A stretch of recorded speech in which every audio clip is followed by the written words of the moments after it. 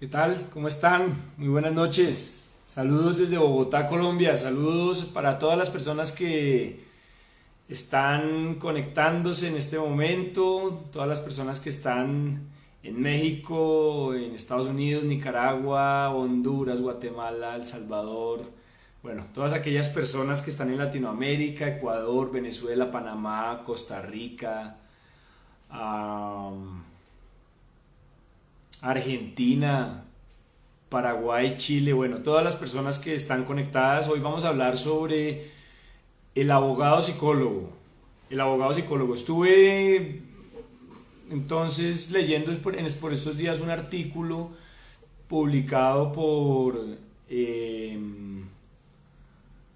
el profesor Diego López Medina, que es un profesor, digamos, colombiano, especializado, eh, no tanto especializado, él estudió en Harvard y demás, pero bueno, es una persona que ha tenido la posibilidad de explorar la psicología de tanto el cliente como del abogado. Entonces, hoy vamos a hablar un poco acerca del abogado psicólogo, hoy vamos a hablar un poco acerca de cuál es el rol que nos corresponde a nosotros los abogados cuando asistimos a un cliente, cuando logramos firmar un contrato y adicional de firmar un contrato logramos entonces sentarnos con el cliente, escuchar cuáles son los hechos que nos va a plantear y a partir de ello comenzar un camino que yo le llamo matrimonio. Un matrimonio con el cliente, cuando yo voy a litigar un caso, cuando yo voy a asumir una causa, cuando yo firmo un contrato de representación judicial dentro de un proceso, sea el que sea, yo siempre le explico a mis clientes que esto es casi que es una relación por 6 7 años, tal como si fuera un matrimonio. Es como si fuera un matrimonio en donde hombro a hombro, tanto cliente como abogado, vamos a luchar para conseguir o tratar de conseguir más bien una decisión favorable a los intereses del cliente. Pero lo importante es que además de que uno tiene que poner todo el empeño y que tiene que poner todo el esfuerzo, porque ustedes saben que nuestras obligaciones son de medio y no de resultado, además de eso, resulta que en la práctica, y esto nadie nos lo dice, en la práctica nosotros asumimos a su vez el rol de psicólogos, el rol de psicólogos frente a nuestros clientes. Hay que tener mucho cuidado de no involucrarnos mucho con nuestros clientes porque digamos que nosotros tenemos que guardar la objetividad de tal forma que la objetividad nos permita plantear, digamos, nuestra teoría del caso, claro, a favor de los intereses de nuestro cliente, pero siempre teniendo la objetividad como criterio para establecer y para ponderar las probabilidades de ganancia que tenemos o de victoria que tenemos en el caso concreto. Entonces, cuando yo digo que hay que asistir al cliente, vuelvo y repito, no nos tenemos que inmiscuir mucho y no nos tenemos que vincular mucho con el cliente, pero sí tiene que haber un vínculo mínimo desde el punto de vista psicológico, porque además de que el cliente busca en el abogado un apoyo jurídico, resulta que en la práctica también busca un apoyo psicológico. Y esto pocas personas nos lo dicen, digo no clientes, sino pocos abogados en la universidad, pocos profesores nos dijeron en la universidad, oiga, además de que usted debe saber de derecho procesal, de derecho sustancial, de derecho probatorio y de técnicas de juicio oral, usted además tiene que conocer cuál es como la forma en la que usted debería cuál es la forma en la que mejor usted puede prestar un servicio de apoyo, no solo jurídico, sino psicológico. Y acá voy a ponerles un ejemplo de lo que estoy diciendo. ¿Cuándo fue? El año pasado firmé un contrato para presentar una demanda de exequatur. En Colombia, el exequatur es un procedimiento que tiene como fin lograr la validación de una sentencia extranjera en Colombia para hacerla exigible en nuestro territorio. La persona que logró la sentencia extranjera en su país pensó que cuando ya la había logrado, pues simplemente la justicia había reinado y que una vez terminada la sentencia, perdón, el proceso con la sentencia, pues ya podía ser exigible todas las obligaciones que de ella emanan y por lo tanto todos sus derechos. Lo cierto es que no.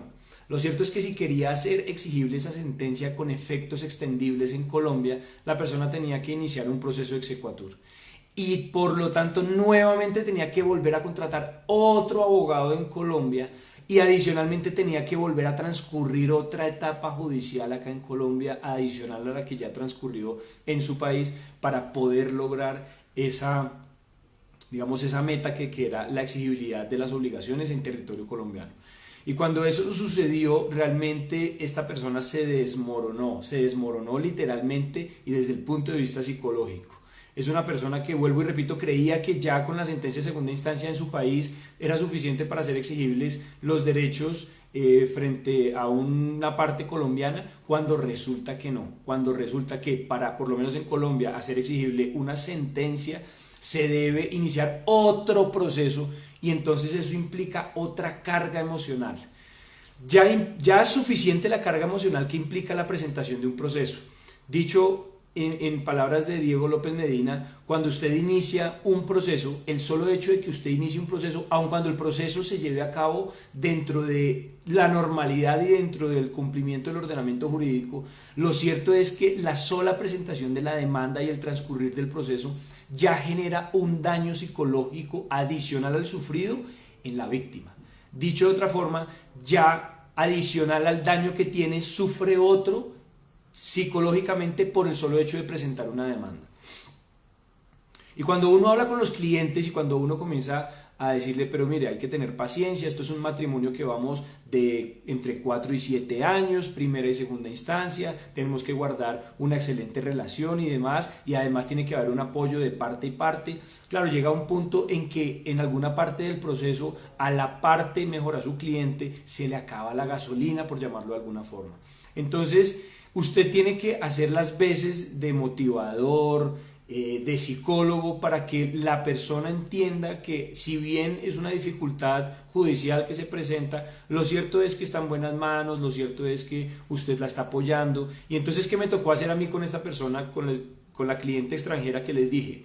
Entonces, una vez ella me dio poder, comenzamos a realizar la demanda. Además, partimos de la base de que es una demanda que es la primera vez que se va a presentar en Colombia. No digamos de exequatur, pero sí exequatur de esa naturaleza. Entonces un poco yo le decía, mira, yo también estoy aprendiendo contigo durante el trayecto, porque no existe una sentencia con efectos similares o relacionados con el área del exequatur en la que nosotros queremos presentar la demanda. Por lo tanto, yo también estoy aprendiendo. Entonces hubo muchas preguntas que se generaron en torno y que se siguen generando en torno a la presentación de la demanda. Ya se presentó la demanda, pero llegó un punto en que yo le dije, mira, adicional a estos documentos que tengo, todavía no se había presentado la demanda, necesito otros documentos. Y ahí se desmoronó la persona, ahí se desmoronó la cliente y me dijo, mira David, yo no puedo creer que adicional a esto necesitemos más y más y más documentos, no puedo creer que yo tenga adicional de que presenté y pagué un abogado en mi país, tengo que presentar y contratar otro abogado en otro país y tengo que volver a pasar por el mismo proceso y el mismo dolor de cabeza. Y desafortunadamente, pues ella se derrumbó, incluso entró en llanto, que me tocó hacer a mí, me tocó, digamos, hacer las veces de psicólogo y decirle, mira, yo entiendo, sin embargo, estamos acá para apoyarte, y pues unas palabras de ánimo, no solo en ese momento, sino son palabras de ánimo que uno tiene que tener durante todo el proceso, es decir, durante 7 años, 5 años o lo que dure el proceso. Otro ejemplo de las, digamos, de esas funciones como psicólogo que uno debe tener, me sucedió hace poco con un caso en el que la familia de un paciente pues realmente ya no sabe cómo manejar el proceso jurídico.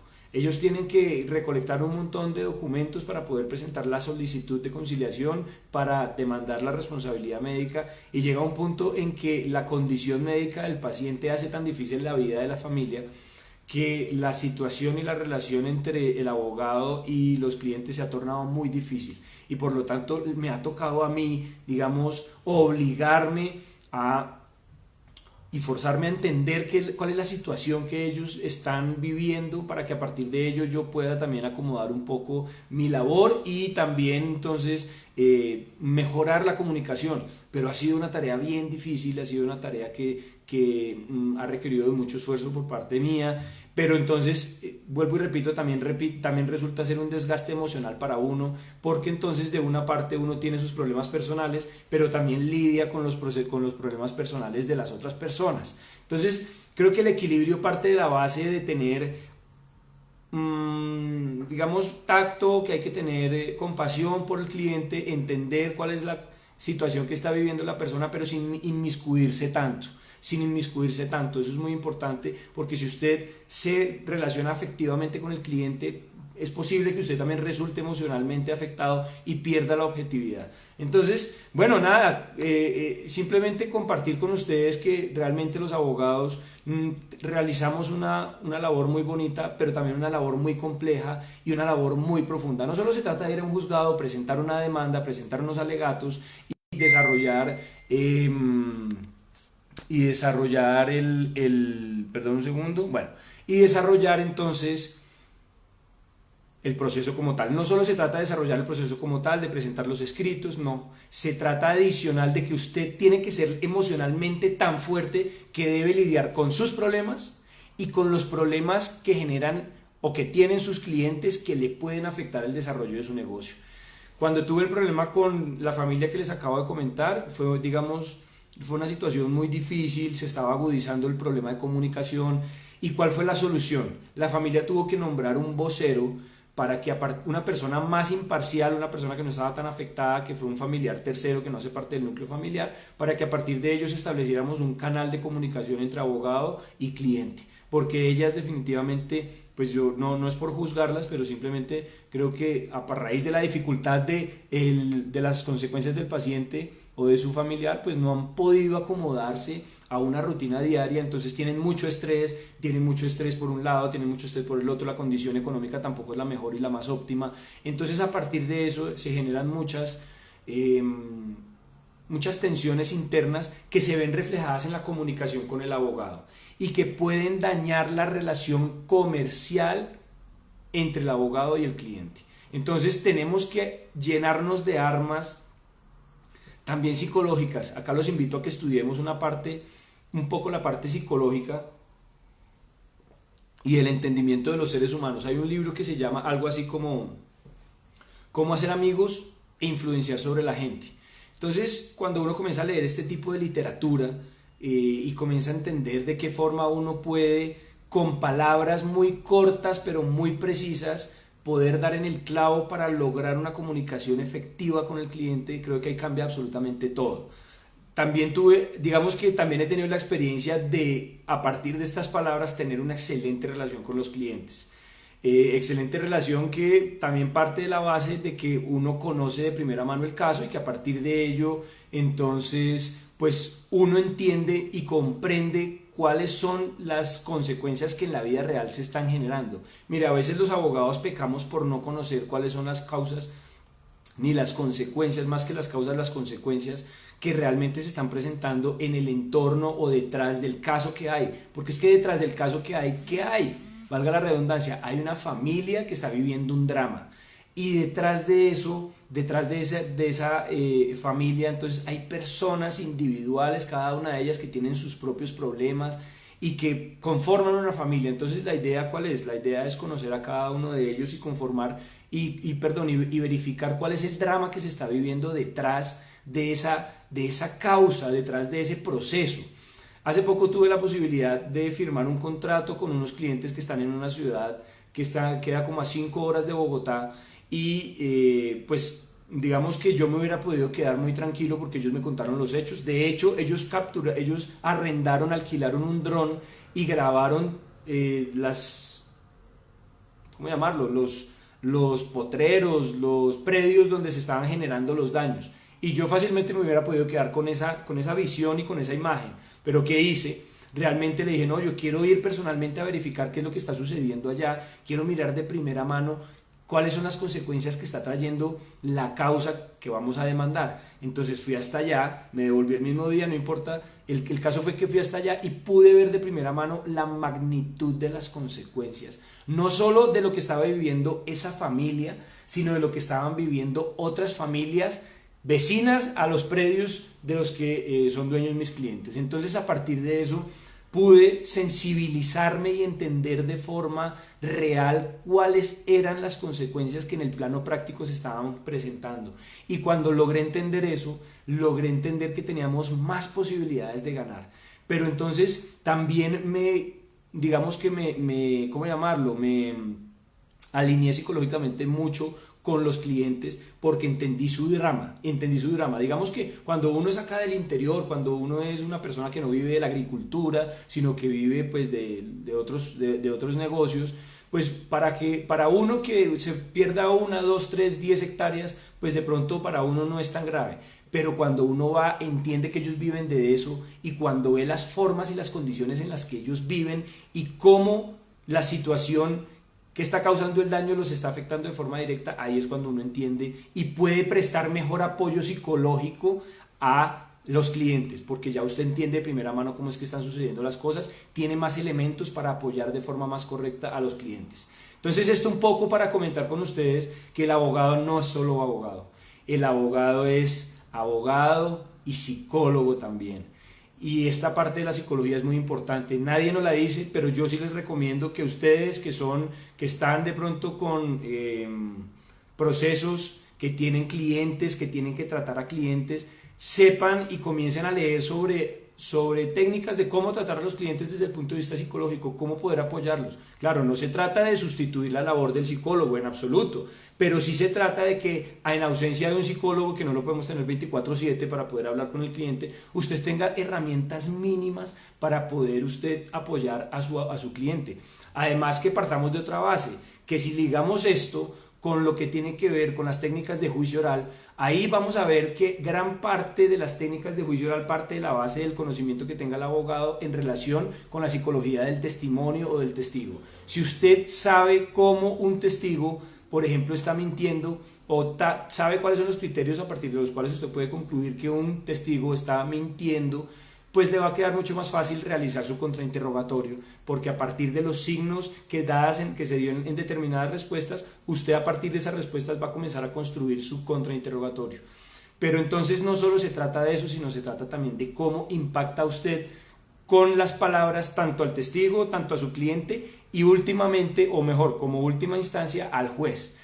Cuando uno entiende que el juez es de carne y hueso, cuando uno entiende que el juez es un ser humano que falla sus casos a partir no solo del conocimiento jurídico, eso es mentira. Cuando uno cree que el juez falla solo a partir del conocimiento jurídico, está mintiéndose, porque además de que toma en consideración el ordenamiento jurídico para fallar, también toma en consideración su percepción frente a la parte, también toma en consideración las experiencias que ha tenido a lo largo de su vida, su formación académica, su formación jurídica y demás situaciones que pueden traer consigo la toma de una decisión. Por lo tanto, si uno entiende cuál es la psicología ya no ni del cliente ni del testigo, sino del juez, uno desarrolla y presenta demandas de tal forma que las hace llamativas a los jueces. Mire, a los jueces hay que darles y hay que estructurar la demanda de tal forma que la lectura de la demanda sea entendible, sea amigable y sea incluso interesante. No, incluso no, súper interesante tiene que ser.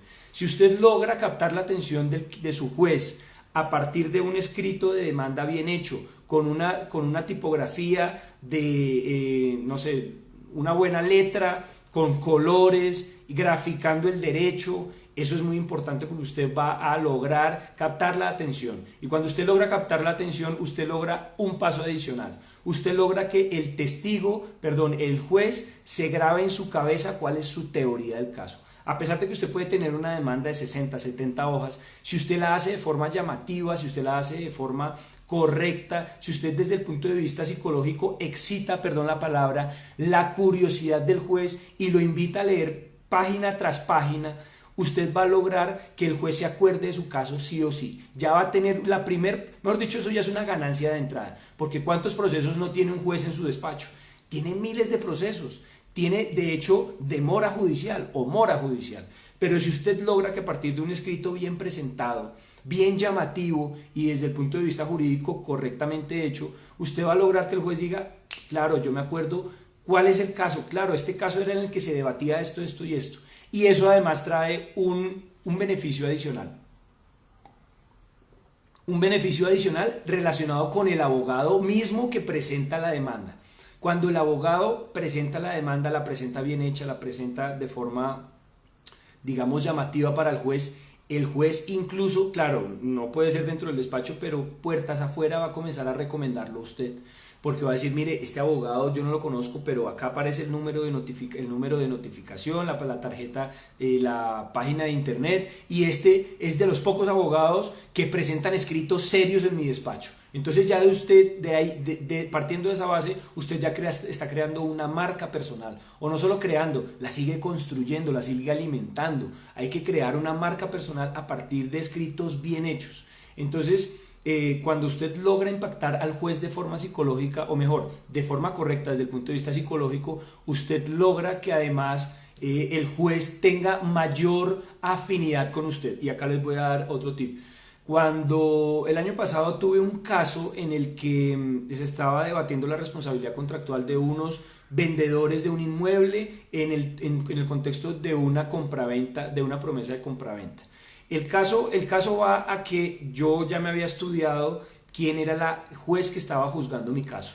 Y esto es muy importante que lo tengan presente. Y es uno de los consejos que se da en aquel video que se llama Técnicas de Juicio Oral, que lo encuentran ustedes en la página de YouTube que se llama Escuela Internacional de Formación Jurídica. Suscríbanse y ahí ustedes encuentran todos los videos que yo he hecho hasta este momento, y también en la fanpage de Facebook le dan seguir y se llama Escuela Internacional de Formación Jurídica.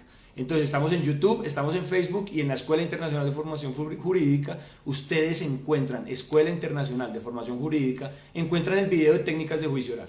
Ahí en esas técnicas de juicio oral, uno de los consejos que yo doy es conozca al juez. Conozca al juez previamente a dónde o a qué momento, pues a su juicio, a su audiencia. ¿Para qué? Para que usted sepa si ese juez es una persona que es más o menos laxo, cuál es el tono de voz que utiliza en relación con las decisiones que toma, por ejemplo, si es estricto con las objeciones o no, si permite hacer un debate, digamos, amplio o no. Es decir, uno cuando uno conoce al juez, cuando uno dice, listo, el señor Juan Pérez del juzgado quinto tal, ubicado en tal, yo voy, antes de la audiencia me voy y me presencio 2 audiencias de él, yo ya tengo una percepción, y esa percepción me va a permitir a mí moldear un poco mi discurso que yo vaya a dar en la audiencia que ya me toque con el juez. Entonces yo ya conocía a la juez de antemano, y yo sabía que la juez había salido de una universidad en la que yo también había hecho un posgrado. ¿Qué hice entonces? Esto ya me lo han escuchado algunos estudiantes. ¿Qué hice? Lo que hice fue comenzar en sede de alegatos de conclusión a hablar sobre teorías que solo, o que mejor, que mayormente en esa universidad se tratan. Entonces yo comencé a decir, mire, es que el rector de esa universidad, que se llama tal y tal y tal, esboza la siguiente teoría en relación con el daño, cuestión que nos compete en el presente caso, porque en el presente caso pasa esto, esto y esto. Entonces comencé a generar una afinidad académica por el solo hecho de que le di a entender que yo conocía cuáles eran las teorías que se manejaban en la universidad de la que ella fue egresada. Y eso ya genera de entrada una empatía inconsciente entre el abogado y el juez. Aun cuando el juez no lo vea y aun cuando usted no lo quiera, eso es lo que genera empatía. Cuando usted tiene cosas en común con otra persona, pues evidentemente, ¿qué va a haber? Pues va a haber una empatía. Usted dice, uy, chévere, le gusta el fútbol, ah, qué bien, le gusta entonces los libros de responsabilidad, ah, qué bien, tiene una hija. Entonces, cuando usted tiene que volverse muy perceptivo. Cuando usted entra a la oficina de un juez, cuando usted entra al despacho del juez, usted tiene que verificar, por ejemplo, cuáles son esos detalles que le van a permitir a usted crear una conexión emocional con el cliente. Es que las personas toman las decisiones de forma emocional. Los jueces, los clientes, los testigos y demás toman las decisiones y emiten sus relatos a partir de decisiones emocionales o a partir de emociones. Y acá hay que entender algo, entre el 93 y el 95% del conocimiento, o mejor, de las decisiones que toma el ser humano, parten de la base de unas decisiones inconscientes. Y solo el 5 o el 7% son decisiones conscientes. Dicho en otros términos, el mayor número de decisiones que usted toma durante el día, durante el resto de su vida, son inconscientes. ¿O es que acaso usted, si simplemente tiene tiene sed, usted se va a poner a hacer toda una elucubración de qué tiene que suceder para que el agua salga? No, usted simplemente va, abre su nevera, se toma el agua y punto. Pero entonces son decisiones que son inconscientes. Entonces vuelvo y repito, entre el 93 y 95% de las decisiones que tomamos, incluidas las judiciales, parten de la base de una afectación inconsciente. Sí, tenemos un factor jurídico, sí, es cierto, el ordenamiento jurídico, pero además juega muchísimo a favor, bueno, no sé si a favor, pero sí pesa muchísimo en el factor decisional, criterios que son distintos al ordenamiento jurídico, criterios que son distintos a la aplicación de las leyes jurídicas. ¿Qué hace el juez normalmente? El juez lo que hace es moldear su decisión, es decir, moldear el ordenamiento jurídico que va a aplicar a partir de situaciones personales, a partir de condiciones personales, de percepciones personales. Entonces fíjense cómo la emocionalidad sí tiene juega un papel muy importante en lo que tiene que ver con el desarrollo de un proceso judicial, pero también con nuestros testigos y también con nuestros clientes. Entonces hay que generar conexión emocional con nuestros clientes, con nuestros testigos, con nuestros jueces, para que ellos tengan afinidad y haya mayor probabilidad en relación con los jueces que fallen a nuestro favor, en relación con nuestros clientes que nos contraten, o mejor, con los posibles clientes que nos contraten.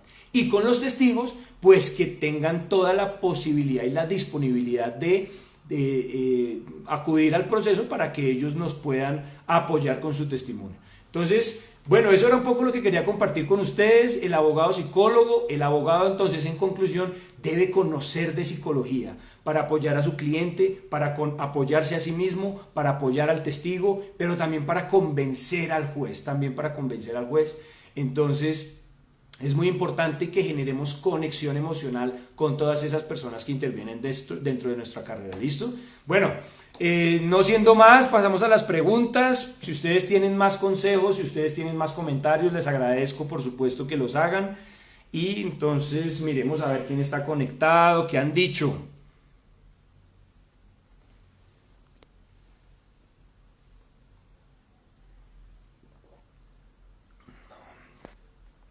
A ver, un segundo. Entonces, Gabriel Aguilera dice, me encanta este tema.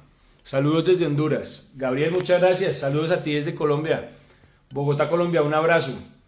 Gaby Barrios dice, saludos doctor. Saludos, Gaby, para ti. Un abrazo. Gracias por tu conexión. Wilfer Enrique dice, qué chévere. Gracias, Wilfer. Un abrazo. Espero estés bien. Wilfer dice, no perder la objetividad, es muy cierto, sí, correcto, mira, no perder la objetividad es clave por una sencilla razón, y es que cuando uno crea su teoría del caso, que no es otra cosa que la versión fáctico-jurídico-probatoria que le vamos a exponer al juez, la probabilidad de que nosotros ganemos nuestro caso va a ser directamente proporcional a la cercanía que hay entre nuestra teoría del caso y la respuesta objetiva que le damos al problema jurídico planteado. Entonces, cuando nosotros vamos a desarrollar un caso, cuando vamos a presentar una demanda, nosotros tenemos que plantear inicialmente una hipótesis, un problema jurídico que va a ser el faro, va a ser la guía, va a ser esa luz guía que nos va a permitir caminar tanto a las partes como al juez para concluir o para dar respuesta a la misma. Cuando damos respuesta de forma objetiva a esa pregunta y esa pregunta tiene cercanía con nuestra teoría del caso, ahí es muy posible que nuestra teoría del caso resulte con una sentencia favorable. Por el contrario, cuando nuestra teoría del caso se distancia de la respuesta objetiva del problema jurídico, ahí evidentemente hay mayor probabilidad de perder un caso. Entonces, pues es importante siempre ser objetivo, ecuánime y guardar entonces la imparcialidad. Bueno, Wilfer dice desde Bogotá, Colombia. Perfecto. Bueno, seguimos. Parece que no hay más comentarios. Bueno, chévere si ustedes han tenido la posibilidad de litigar y de tener la posibilidad de compartir experiencias de psicología con sus clientes. Esto no es que yo haya estudiado psicología ni que tenga una especialización en psicología, no, simplemente a partir de un artículo que leí comencé a atar cabos. Me gustaría saber si de pronto las personas que litigan, que veo que ahí tengo colegas que tienen sus oficinas, de pronto cómo ven el tema de litigar, perdón, de la asistencia psicológica, ¿no? De la asistencia psicológica por parte del propio abogado, ¿cómo ven? ¿Qué retos han tenido?